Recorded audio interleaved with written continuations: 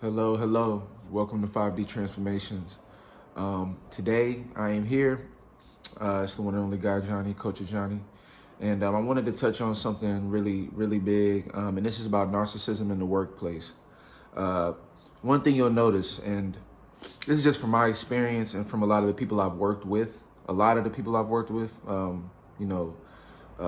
clients coaching, you always run into narcissists in the corporate workspace, especially, but really in a lot of workspaces, because you got to realize in the workspace, when it comes to hiring people, you can't really do a vetting process to really figure out if someone's a narcissist.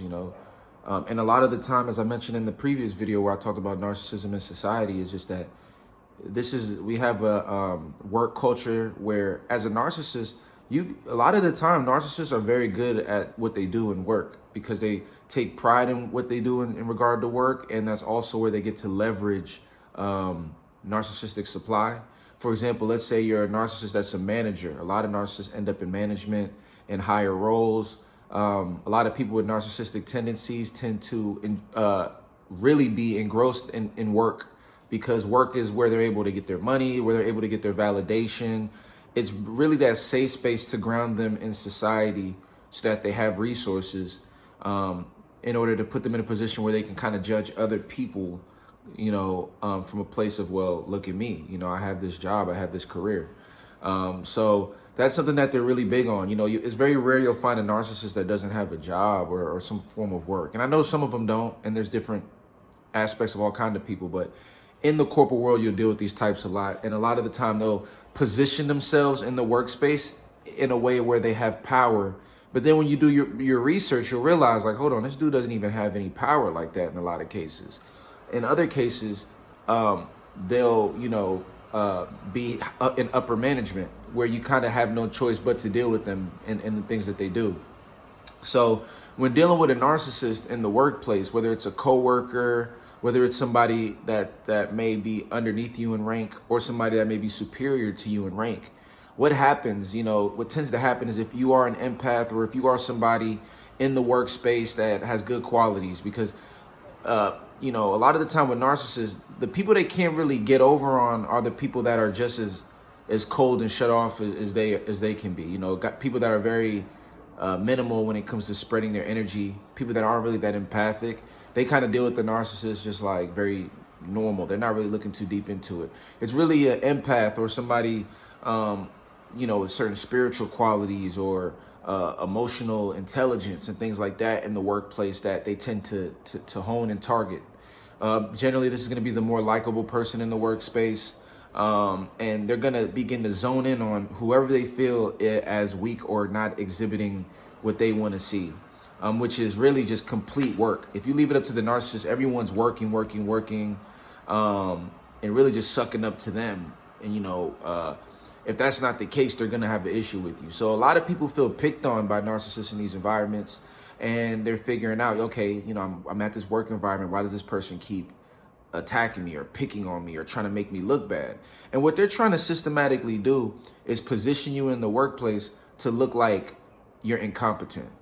And and what they'll do is they'll speak to people, they'll spread ideas like, yeah, it's all projection, right? And smoke screens and, positioning you to look like you don't know what you're doing. They'll talk to people like, yeah, did you see what XYZ did?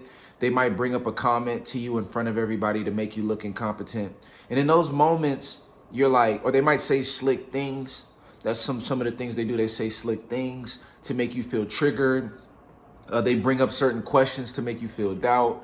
And all of these things are little ploys that they do and schemes to make it seem to slowly weed you out. Eventually, once they have the evil eye on you, once they have targeted you as the person that they're going to get up out of that job because they see you as a threat, because they're upset, they don't like, you're not giving them enough narcissistic supply, whatever. They're ready to get you out of there, and they're going to systematically do it. And here's the key thing that I want you all to know. They're going to do that through perception.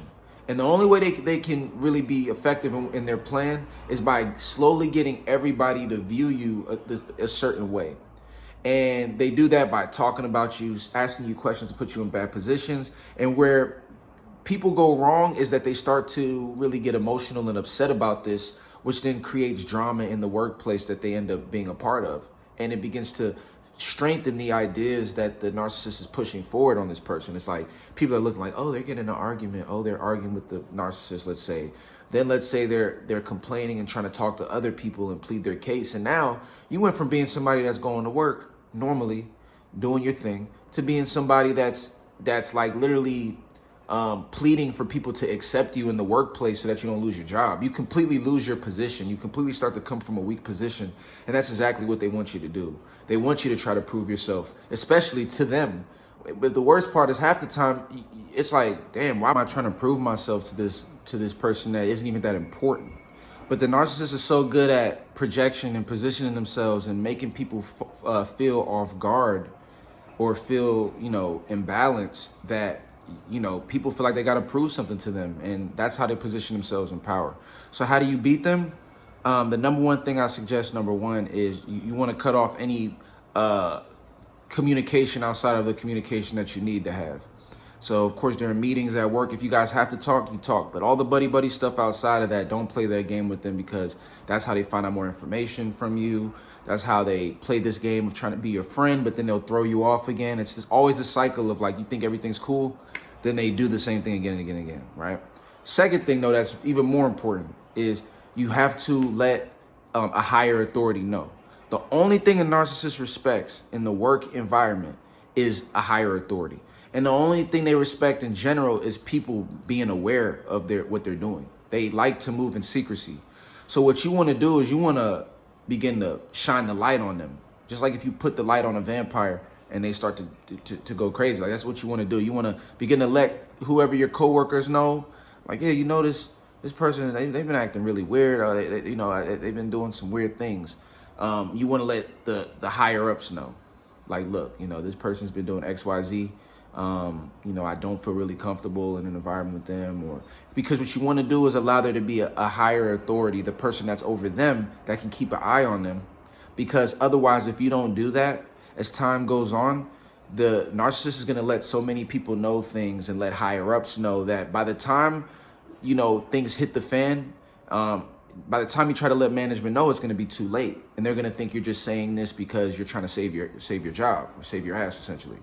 So you want to let them know early so that everyone is aware as time is going on that this person is getting in the way. This narcissist has been doing things that are uncomfortable. Like, excuse me, I just have been feeling a little off. They've been talking a bit rude. They've been a bit snappy, a bit unprofessional. I just wanted to let you know so that you're aware. And time goes on, blah, blah, blah. You let them know. And then eventually those higher authorities are going to check in and be like, hey, we've been getting some complaints. Then the narcissist has to get it together. The only person that can keep a narcissist in check in the workplace is a higher authority. That's the only thing they respect, is higher people with more positions of power than them, people that can control whether they're going to fire them or whatever. They have to have that kind of leverage. You can't try to appeal to them with empathy and feeling sorry and all of that. Doesn't work. It has to be power that moves them.